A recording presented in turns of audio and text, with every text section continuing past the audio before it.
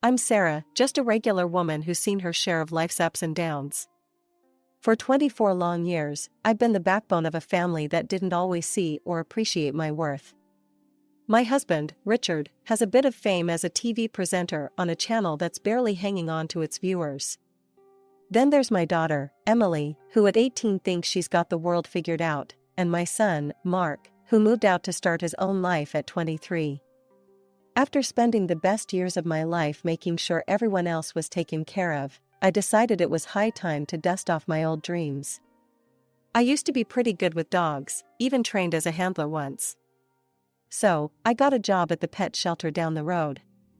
You'd think I'd announced I was running off to join the circus, the way Richard reacted. Working at a shelter, Sarah? Really? Have you lost your mind? Richard scoffed as he flipped through the channels, not even looking at me. It's just part-time, and I like it. It makes me happy, I replied, trying to keep my voice steady against his disdain. Happy? We're not teenagers, Sarah. Grow up. You spending time with those strays is embarrassing. What will people say? His words were sharp, cutting deeper than he probably knew. I wanted to argue, to scream that I had every right to do something for myself, but I bit my tongue. Fighting with Richard was like talking to a brick wall, only less rewarding. Emily was no better. She walked in, her phone glued to her hand as always, and rolled her eyes when she saw us. Mom, are you still on about that shelter thing? Why can't you do something cool, like start a fashion blog or something? Because dogs are what I love, Em. I thought you'd be happy for me, I said, feeling the sting of her words. It hurt that my own daughter found my passion so unworthy. Dogs? Really, Mom? That's just sad. You need to get with the times. She scoffed, her words dripping with teenage condescension as she flopped down on the couch. I sighed, looking over at Richard for some sort of support, but he was too busy grooming his image in front of the mirror, fussing over a spot on his tie. Richard, do you hear how she talks to me? He barely glanced my way, adjusting his tie. Well, if you acted more like someone her age could respect, maybe she wouldn't talk to you like that. That stung. It really did. The dismissal from both of them was a cold reminder of what my life had become. Ignored and underestimated. But no more. This job at the shelter, it was mine. It was something I loved, something that brought me back to life after years of being whatever they needed. I went to bed that night with a plan. I wasn't going to let them tear me down anymore. I was good with animals, and the shelter needed me. Maybe, just maybe, this was my chance to find myself again after all these years of being lost in the shadows of my family. Richard always had a thing about appearances, his clothes pristine, his hair just so, every aspect of his public persona polished to a sheen. I'd spent the better part of our marriage ensuring his suits were lint-free, the creases sharp enough to cut glass. Image is everything in my line of work, Sarah. You know that, he'd remind me constantly, as if I could forget. Lately, though, something in me had started to slip. I was forgetting things, simple things, like the exact way he liked his coffee or the time of his next broadcast. You're not getting any younger, he'd joke, but the barb was always there, hidden under his chuckle. This particular evening, tension hung over dinner like a storm cloud. Emily, ever the echo of her father, was busy texting under the table, barely touching her food. I served Richard his coffee, my hands shaky from the day's stress. Sarah, where's the cardamom? Didn't I ask for it? Can't you do one thing right? His voice was sharp, each word a needle prick to my already deflating spirit. I thought I added it. Let me fix that, I muttered, fumbling through the spice cabinet while he tapped his foot impatiently. Watching me, Richard let out a heavy sigh. It's like you're not even here anymore. You're just so scattered. The bag of cardamom slipped from my fingers, scattering seeds across the tile. Oh, damn it! I exclaimed, more to myself than to him. Richard rolled his eyes, and Emily let out a snort of laughter from the table. Mom's losing it, Dad. Seriously, she can't even handle spices. She jeered, her voice dripping with disdain. I'm sorry, okay? I'm trying. I said, my voice low, the embarrassment burning my cheeks. Richard's frown deepened. Trying? No, you're failing, Sarah. This isn't just about cardamom or coffee. You're not yourself. You need to see someone, get checked out. I can't have you falling apart on me. His words stung, the implication clear, I was a problem that needed fixing. Emily's laughter echoed in my ears, a cruel soundtrack to my crumbling self-esteem. I started cleaning up, the seeds a tiny mess among bigger issues. Maybe I should see a doctor, I whispered, not sure if I was speaking to Richard or trying to convince myself. Maybe you should, he agreed quickly, a little too quickly, as if the idea pleased him. The rest of dinner passed in a blur. I was there, but not really. Plates clinked, forks scraped, and my mind whirled with fears of dementia and doctors. After dinner, I washed dishes, the warm water running over my hands while my thoughts spiraled dark and deep. Richard and Emily retreated to his office upstairs, their voices a murmur through the ceiling. Alone with the suds and my spiraling thoughts, I couldn't shake the feeling of being fundamentally inadequate. Was I really losing my mind? The thought terrified me. Saturday had a way of sneaking up on you, all lazy sunshine and the promise of a little peace. I was cleaning up the kitchen, wiping down counters and humming some tuneless song when it hit me. I'd forgotten Richard's coffee cup in his office upstairs. My hands were still a bit damp as I reached the top of the stairs, my mind on autopilot, planning what to do next after retrieving the dishes. But as I neared his office door, voices trickled out, seeping under the crack like unwelcome water. I paused, recognizing Richard's voice, then Emily's lighter, laughing tone followed. Curiosity pricked me, urging me closer. Do you think your mother suspects anything at all?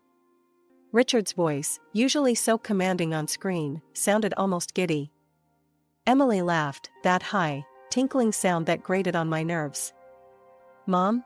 She's too busy scrubbing floors and feeding those mangy dogs. She doesn't see past the end of her nose. Richard's voice dropped to a whisper, but his words were clear as crystal. Once I bring Miranda here, things will change. We'll be better off. You like Miranda, don't you? Oh, Dad, I love her. She's amazing, smart, beautiful, everything Mom's not. She actually has a career, makes money. It'll be so cool to have her around. Exactly, my thoughts too. And once your mother is out of the way, we can live as we want. Miranda is eager to move in, start fresh with us. My heart pounded, the room spun, a carousel of betrayal and shock. I leaned against the wall, my legs weak, my breath shallow. This wasn't a conversation, it was a conspiracy. My family wasn't just slipping away from me, they were sprinting. I stumbled back downstairs, my mind racing, terror and disbelief jockeying for position. By the time I reached the living room, my legs gave out, and I collapsed onto the sofa, my breaths coming in jagged pulls. I must have looked a sight because when Emily came down later, her brow furrowed slightly, a crack in her usual indifferent armor. Mom, you okay? You look like you've seen a ghost. Her voice, tinged with faux concern, made my stomach churn. I couldn't confront her, not yet. I needed time, a plan. But what? Just tired, honey. Very tired. I managed, my voice a hollow echo of normalcy. Okay, well, if you need something, I guess let me know. She shrugged, her detachment reassembling itself like armor as she turned away, leaving me adrift in the sea of my turmoil. Sunlight was already sneaking through the curtains when I woke up, my mind a tangled mess of dreams and nightmares, all mixing together until I couldn't tell one from the other. For a fleeting moment, I hoped that what I'd overheard last night was just another bad dream. I shuffled into the kitchen, still in my nightgown, my thoughts as disheveled as my hair. Richard and Emily were already there, their morning routine in full swing as if our world hadn't just shifted on its axis. Morning, I mumbled, reaching for the coffee pot. The strong aroma did nothing to clear the fog in my brain. Good morning, Mom, Emily said, a little too cheerfully. Richard just nodded, his eyes glued to his phone. But then, their eyes met, and they shared a quick, secretive smile, a small, poisonous thing that didn't reach their eyes. That smile, it was like a slap, waking me up better than the strongest coffee ever could. They didn't know I'd seen it, but it was all the confirmation I needed that last night wasn't a figment of my imagination. I'm heading to the shelter today. Lots to do, I announced, trying to keep my voice steady. They barely acknowledged it, just nods and mumbles, their minds obviously elsewhere. As soon as breakfast was over, I made my way to the little cafe down the street where I'd agreed to meet Mark. The whole walk there, my heart was pounding so loud I could barely hear the morning bustle around me. Mark was already there when I arrived, his face lighting up in a smile when he saw me. "Mom, are you okay? You look, I don't know, upset?" I forced a smile, but as I sat down, the facade crumbled. "Mark, I need to tell you something important," I started, my voice a shaky whisper. I told him everything, about the overheard conversation, the plans, the chilling disregard they had for me. Mark listened, his face hardening with every word. "Mom, are you sure you heard right? Maybe it was out of context?" I nodded, tears spilling over, despite my best efforts to keep them in check. "No, it was clear. They want me gone, Mark. What am I going to do?" He reached across the table, taking my hands in his. Okay, let's not panic. We'll sort this out. I'll call Dave's dad, he's a private detective. He can help us get to the bottom of this." True to his word, Mark pulled out his phone and dialed right there, explaining the situation in low, urgent tones. Within minutes, he'd arranged for us to meet the detective. We went to the detective's office, a cramped little space filled with files and the faint smell of old coffee. The detective, a grizzled man with sharp eyes, listened to my story without interrupting. When I finished, he leaned back, steepling his fingers. "This is serious, Mrs. Thompson. If what you're saying is true, we need to act quickly, but discreetly. I'll need some time to investigate, look into your husband's finances, his movements, check for any evidence of this woman he's involved with." Back home, I slipped back into my role, the doting wife and mother, my heart heavy, my smile forced. Richard and Emily were none the wiser, caught up in their own secretive world. Every look, every whisper between them felt like a knife twisting deeper, but I bore it silently, waiting for the day I could confront them with the truth, armed with more than just my broken heart. When the call came from the detective, my heart was pounding so hard I could barely hold the phone steady. "Mrs. Thompson, we need to talk.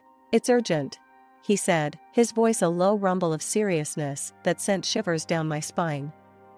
I agreed to meet him immediately, and Mark, sensing the gravity, decided to come along.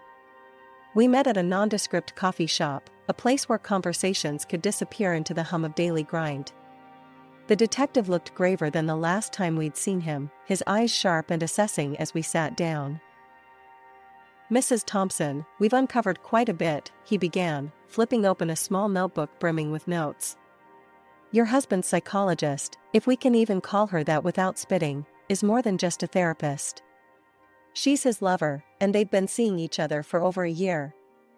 The words stung, each one a lash against the already raw edges of my betrayal. Mark's hand found mine under the table, a lifeline in the storm. "They're planning to get married," the detective continued. "And they don't plan on leaving you with much." How could he do this?" I whispered, my voice barely a thread of sound. "That's not even the worst part," the detective said grimly. "They've been drugging you. The lady friend suggested it, to make you appear unstable. They're using a powerful sedative, adding it to your tea. This would explain any memory lapses or confusion you've experienced recently." A cold dread settled over me, a fog so dense it threatened to choke. My own home, my sanctuary had become a trap. "The plan is to have you declared mentally unfit.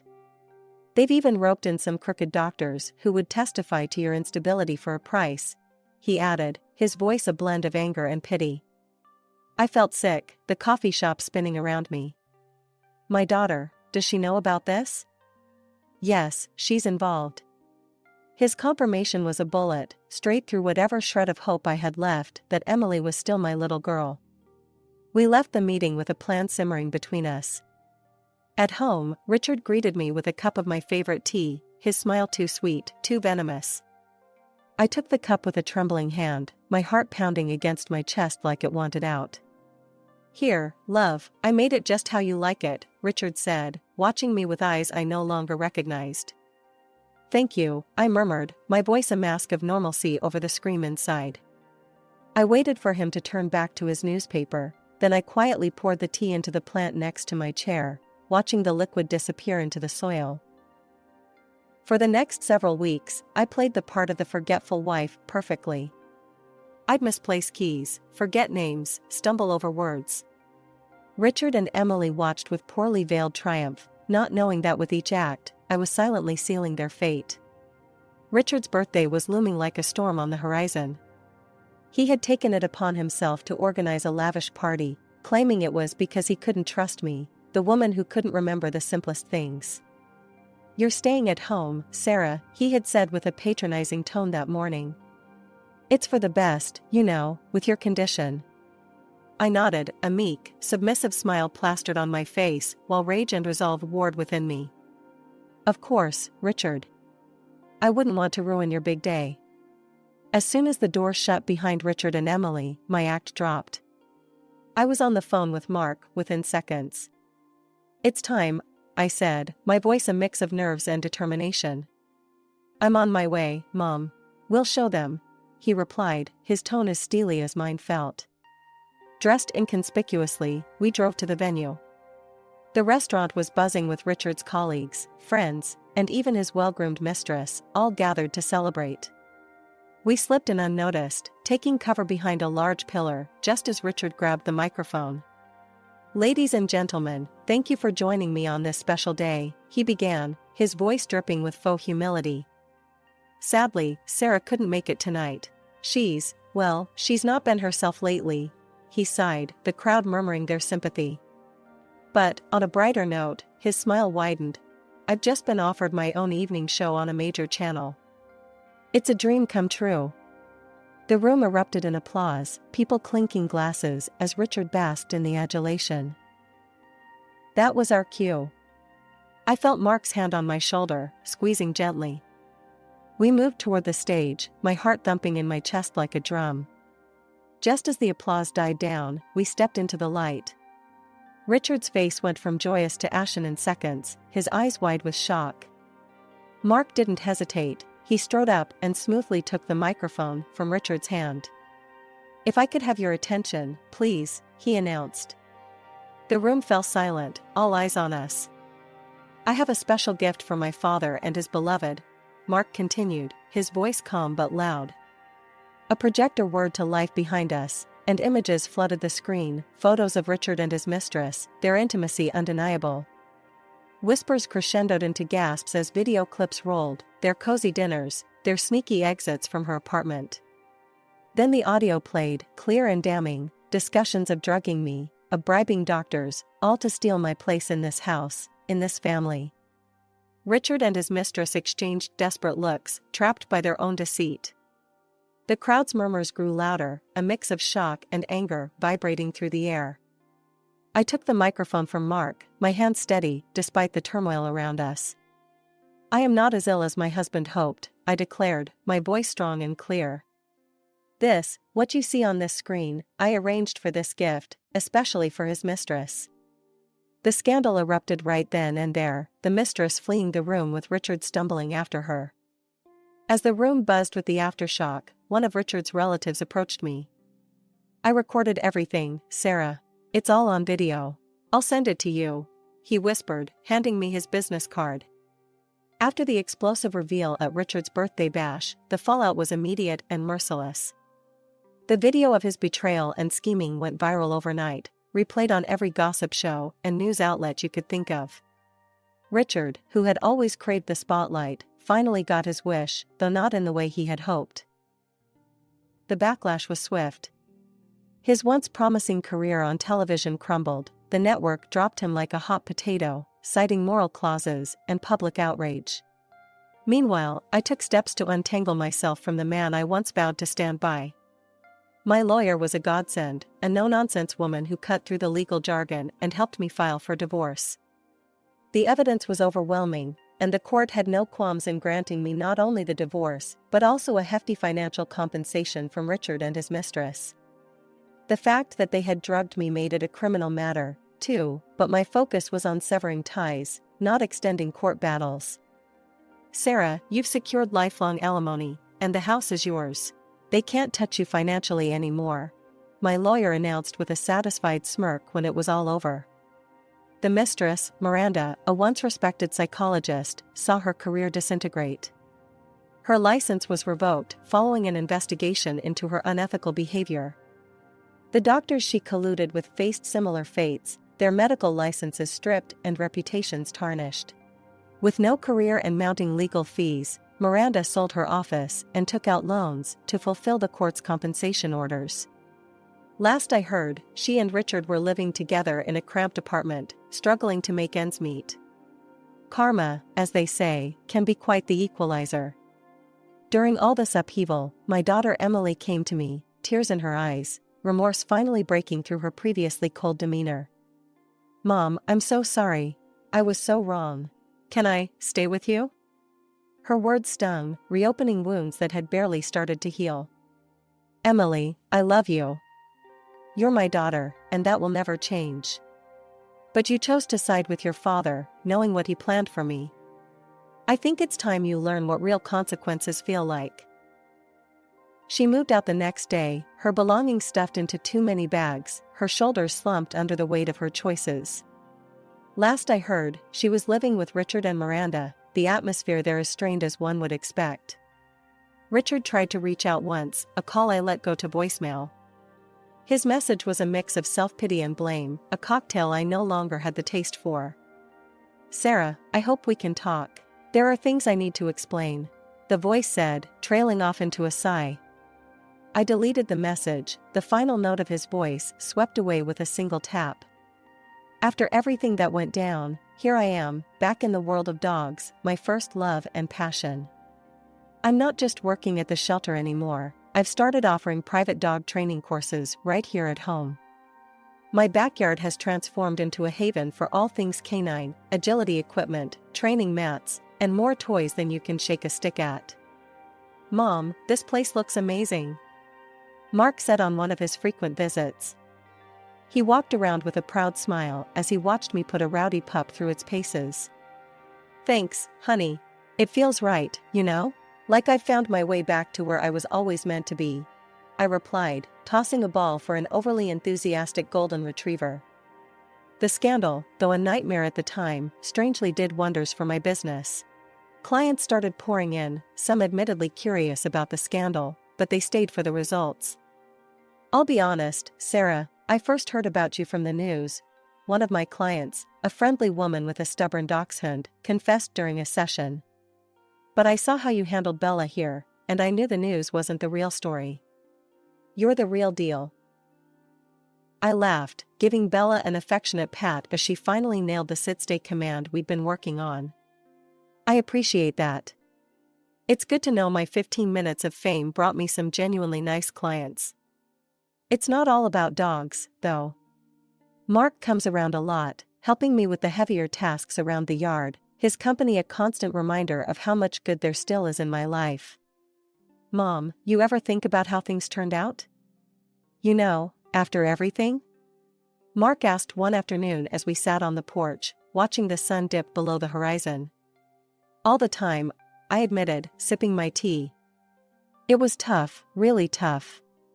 But look at this, I'm happy, Mark. Really happy. I wouldn't change a thing." He nodded, a knowing grin spreading across his face. "I'm proud of you, Mom. You turned a mess into a message." And he's right. I did. I get to spend my days doing what I love, surrounded by wagging tails and wet noses. The peace and contentment that fills my days now is something I used to dream about during those dark times. "Hey, Mom, think you'll ever forgive him?" "Dad, I mean?" Mark asked one evening, the question hanging in the air like smoke. I thought about it, really thought about it. I've moved on, but forgive? Not. And that's okay. I've learned that some things you just have to let be. That's the truth of it. I found strength I never knew I had, and a resilience that's seen me through the worst of storms. The days are long, filled with barks and laughs, and as I close the gate each evening, I look up at the stars, grateful for the quiet ending to another day filled with life.